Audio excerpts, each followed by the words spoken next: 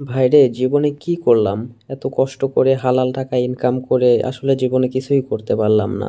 আজকে যদি এত টাকার পিছনে না ছুটে একটা যদি মোবাইল কিনে টিকটক ভিডিও বানানো শুরু করতে পারতাম তাহলে হয়তোবা আজকে 2 কোটি টাকা দিয়ে একটা গাড়ি কিনতে পারতাম। আরো পারতাম 2-4টা গাভী পালন করতে।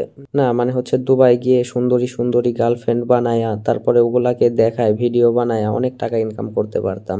আমাদের তো কত ভাই ব্রাদাররা লেখাপড়া করছে, লেখাপড়া করে মাস্টার্স ইঞ্জিনিয়ার কমপ্লিট করার পরেও মানে কোনো চাকরি বাকরি নাই, ভব করে হয়ে ঘুরে বেড়ায়। আমার এক বড় ভাই তো মাস্টার্স কমপ্লিট করে ফ্লেক্সি লোডের দোকান নিয়ে বসে আছে। চাকরির অভাবে বেচারা মানে কি করবে, শেষ পর্যন্ত ফ্লেক্সি লোডের দোকান দিয়ে এখন সংসার চালায়। আর যত সব আলতু ফালতু কন্টেন্ট বানায় তারপরে টিকটকে ছাপরিগিরি করে 2 কোটি টাকা দিয়ে গাড়ি কিনতে পারে। এখন মনটা চাচ্ছে সবকিছু বাদ দিয়ে চলে যায় দুবাই। দুবাই গিয়ে একটা মোটু গার্লফ্রেন্ড নিয়ে ঘুরে ঘুরে ভিডিও বানাবো, তাহলে 2 কোটি টাকা দিয়ে একটা গাড়ি কিনতে পারবো আমিও। কি বলেন সবাই? তাহলে হয়তো বা আপন মানুষগুলো আসলে টাকার জন্য ছেড়ে যাবে না।